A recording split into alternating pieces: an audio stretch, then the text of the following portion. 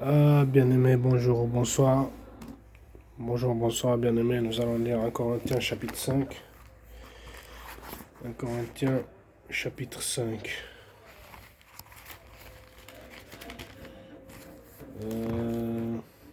Censure des désordres dans l'église de Corinthe. Censure des désordres dans l'église de Corinthe. 1 Corinthiens chapitre 5. Je vais lire tout le chapitre. 1 Corinthiens chapitre 5. Dieu voulant, je lirai tout le chapitre. On entend dire généralement qu'il y a parmi vous de la débauche. Une débauche telle qu'elle ne se rencontre même pas chez les païens. C'est au point que l'un de vous a la femme de son père. Verset 2. Et vous êtes enflés d'orgueil. Et vous n'avez pas été plutôt dans l'affliction, afin que celui qui a commis cet acte soit ôté du milieu de vous.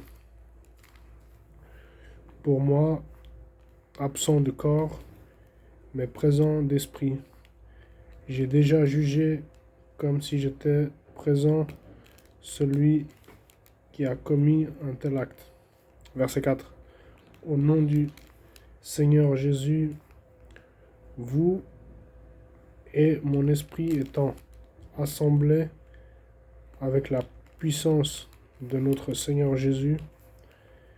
Verset 5. Qu'un tel homme soit livré à Satan pour la destruction de la chair, afin que l'esprit soit sauvé au jour du Seigneur Jésus.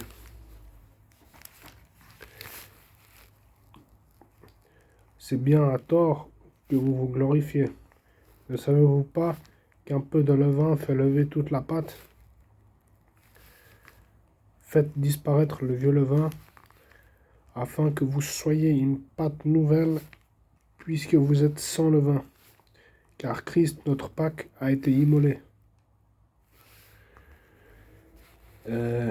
Célébrons donc la fête, non avec du vieux levain, non avec un levain de malice et de méchanceté, mais avec les pains sans levain de la pureté et de la vérité. Je vous ai écrit dans ma lettre de ne pas avoir de relation avec les débauchés, non pas d'une manière absolue avec les débauchés de ce monde, ou avec les cupides et les ravisseurs, ou avec les idolâtres.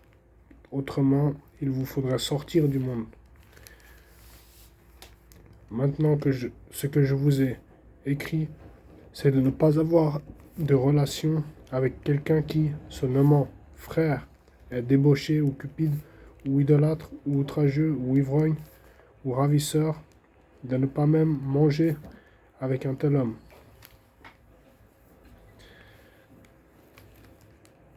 Qu'ai-je en effet à juger ceux du dehors? N'est-ce pas ceux du dedans que vous avez à juger? Pour ceux du dehors, Dieu les juge. Ôtez le méchant du milieu de vous. Là, je vais relire les versets 6 et 7. 1 Corinthiens chapitre 5, versets 6 et 7. 1 Corinthiens chapitre 5, versets 6 et 7. Je lis pour la gloire de Dieu. C'est bien à tort que vous vous glorifiez. Ne savez-vous pas qu'un peu de levain fait lever toute la pâte?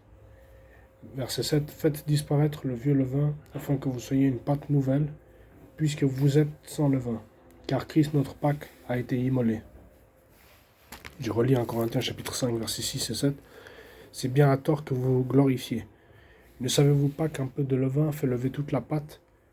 Verset 7. Faites disparaître le vieux levain, afin que vous soyez une pâte nouvelle, puisque vous êtes sans levain, car Christ notre Pâque a été immolé. Voilà. C'est bien à tort que vous vous glorifiez. Ne savez-vous pas qu'un peu de levain fait lever toute la pâte? Verset 7. Faites disparaître le vieux levain, afin que vous soyez une pâte nouvelle, puisque vous êtes sans levain, car Christ notre Pâque a été immolé.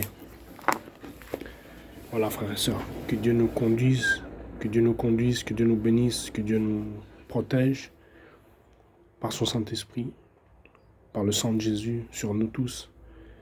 le sang de Jésus et le Saint-Esprit qui nous dirige et qui nous protège et qui nous conseille. Au nom de Jésus, Amen. Ciao, bonjour, bonsoir à tous.